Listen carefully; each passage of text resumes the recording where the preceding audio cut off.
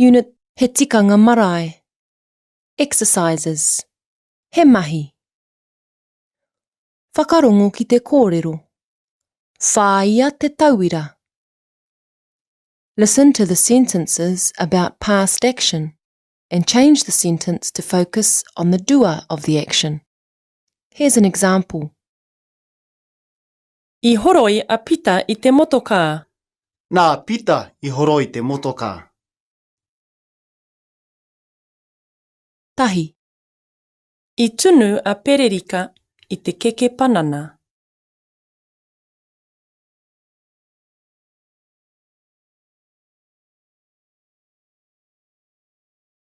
Nā pererika I tunu te keke panana. Rua.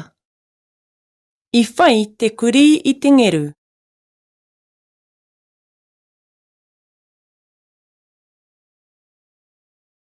Nā te kuri I whai te ngeru. Toru.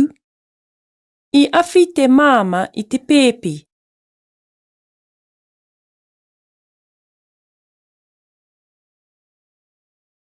Nā te māma I awhi te pēpi. Whā. I whai kōrero a matua tame.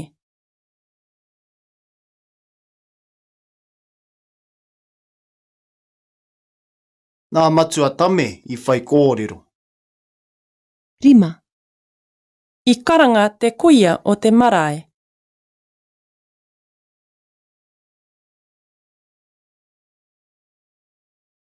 Nā te kuia o te marae I karanga. Ono. I whakareri te whānau I te marae.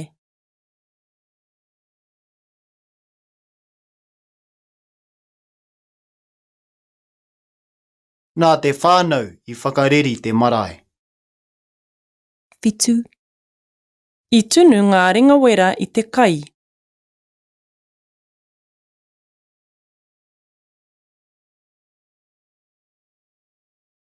Nā ngā ringawera I tunu te kai. Waru. I whakatakoto te ope I te koha.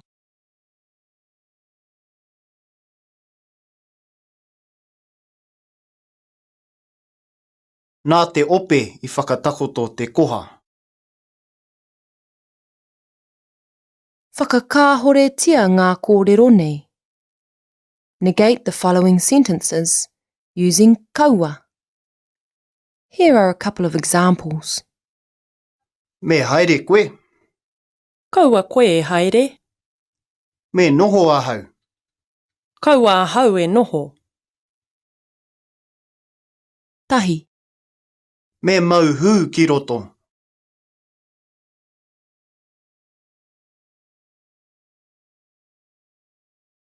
Kaua e mau hū ki roto. Rua. Me haere tātou ki te toa.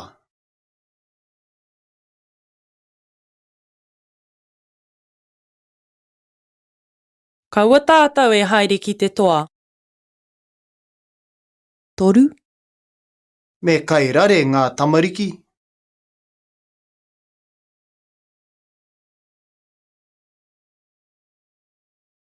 Kaua ngā tamariki e kai rare. Whā. Me ūmere mai koe.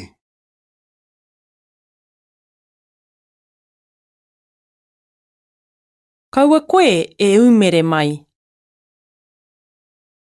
Rima. Me tango koe I tō koti.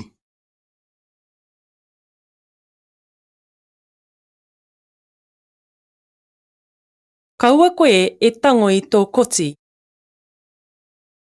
Ono. Me āwhina au I aia.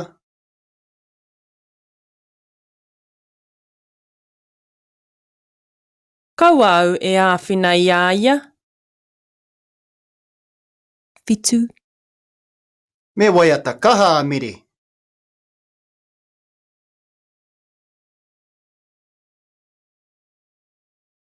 Kaua a mere e waiata kaha.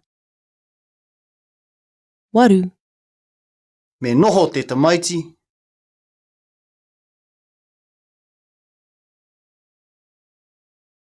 Kaua te tamaiti e noho.